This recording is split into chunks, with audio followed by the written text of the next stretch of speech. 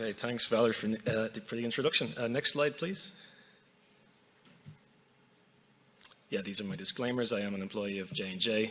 Does not necessarily reflect J&J's views. Next slide, please. So it's a great honor to be here today. The last time I spoke at the UKB conference was about 2 years ago when this project first started. And at the time, I highlighted how industry scientists like myself are using UK Biobank to superpower a technique that we call genetics-guided drug discovery. So next slide, please. We're taking basically UK Biobank to identify associations between gene variants and diseases, and then turn those associations, next slide, into new drug programs with higher probabilities of successfully turning into new medicines. Next slide. What I also highlighted is that genetics is still an imprecise technique. It's somewhat of a blunt tool for drug discovery. It's a blunt tool, but we could potentially sharpen that tool by combining it with proteomics. So proteomics, as you might guess, is the systematic characterization of proteins. Proteins represent the vast majority of our drug targets. So if we can integrate proteomics part and parcel into this genetics-guided drug discovery process, it could usher in a new era of G2D2, as we call it for short, one in which the drug targets are integral to the process. And so next slide. In order to bring us closer to that era, we formed a consortium of 13 pharmaceutical companies, and the goal of those 13 companies was to fund the generation of 3,000 protein measurements across 57,500 people in the UK Biobank, and the consortium is called the Pharma Proteomics Project, or PPP for short. So next slide. This is a bulleted slide, so lots of animations. Let's go first with the first click. So we announced the study in November of 2020, over 2 years ago, and then click again.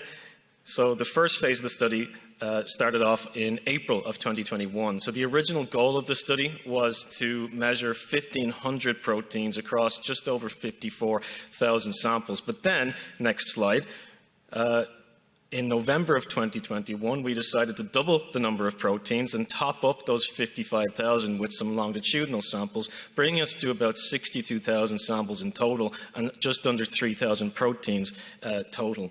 Next slide, please. So the first phase on those first 1,500 proteins completed in December of 2021, and click again. And then we published a preprint on bioRxiv based on those first 1,500 in June of this year. Click again. And then the second phase on the full 3,000 proteins was completed in November of 2022. I just realized I have a clicker right here.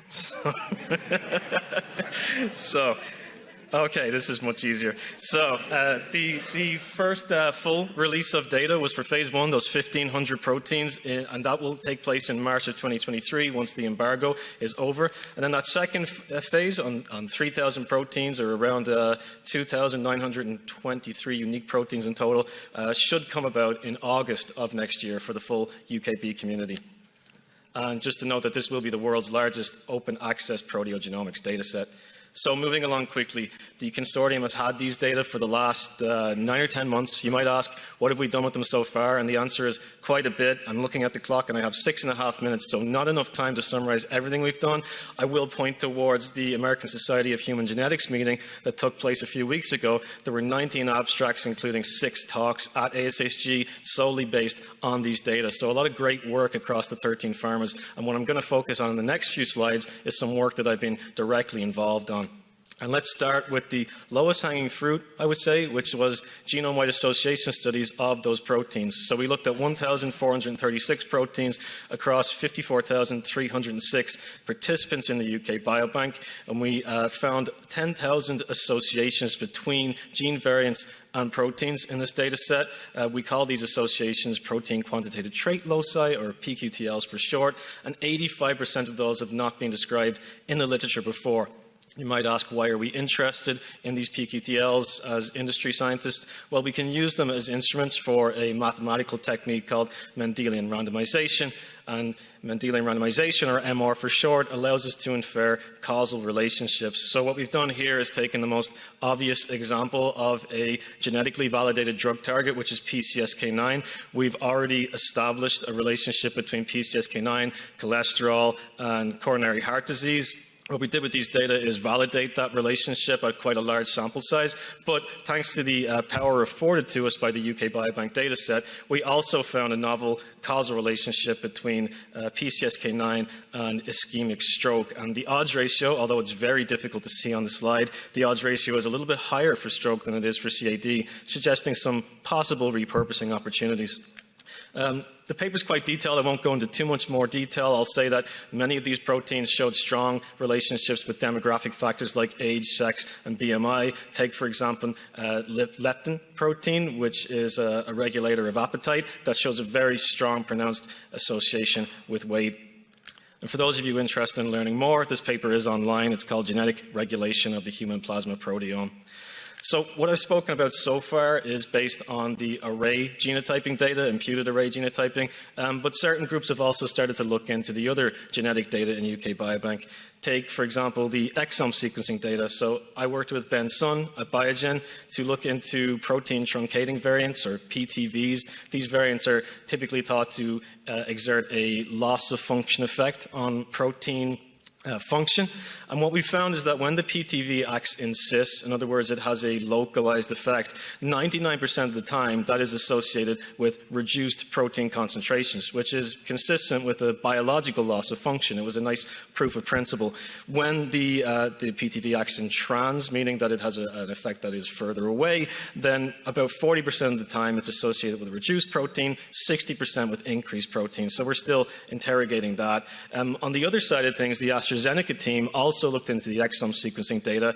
They found that when they run a typical PheWAS, looking at a relationship between a SNP and all the various phenotypes in UK Biobank, when they used a traditional PTV model, they saw many of the associations you'd expect to find, like with PCSK9 and hypercholesterolemia. But interestingly, when they included PTV O-link SNPs in their model, so these are SNPs that had established impacts on protein levels, the statistical signals were a lot stronger. You can see those in blue and orange on the graph there. And we've summarized all of this as part of another preprint called Influences of Rare Protein Coding Genetic Variants on the Human Plasma Proteome.